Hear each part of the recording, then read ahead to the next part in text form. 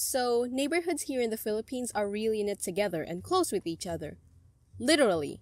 If you live in America or some other developed country, you might have this backyard or fence or have a few freaking feet away from the other houses.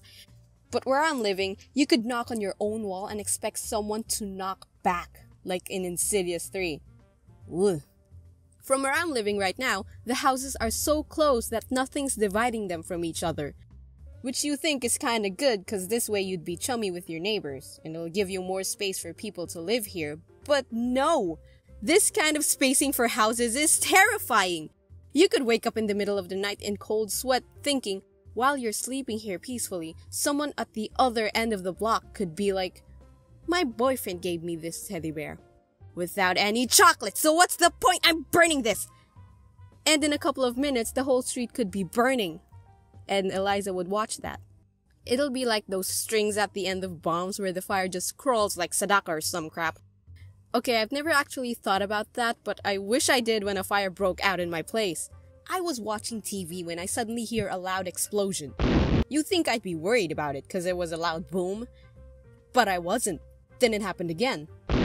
And then again. There were 3 ground-shaking booms before my dad decided to check it out, and I stayed in the house thinking, It's finally happening. It's World War III, isn't it? I was so nervous thinking that there was a war, because this happened after the president of both the Philippines and America was elected. So it's not that far-fetched. Then my dad ran back in and said, "Get all your stuff and go outside, hurry!" So my millennial ass decided to take the most important thing to salvage when there's a fire. My iPad and charger. What? Who brings an iPad without a charger? When I got outside, I saw a bunch of people running and carrying their stuff. Oh, this isn't a war. It's silly me. It's just a fire. Dad, go get my dogs!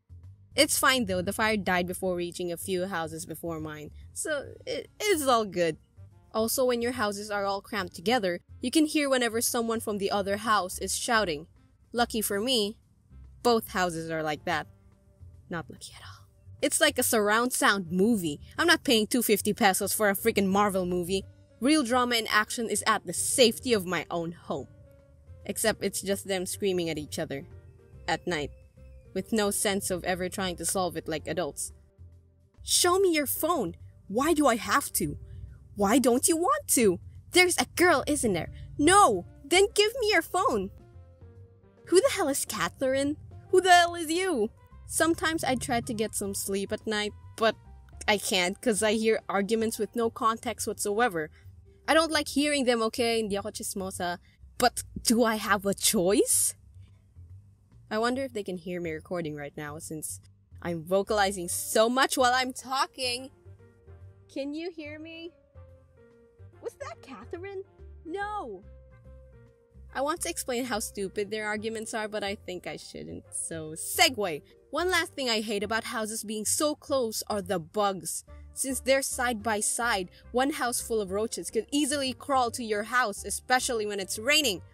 Minutes before it rains, roaches would come bursting out of their hideouts and sometimes flap their stupid little roachy wings and try to fly.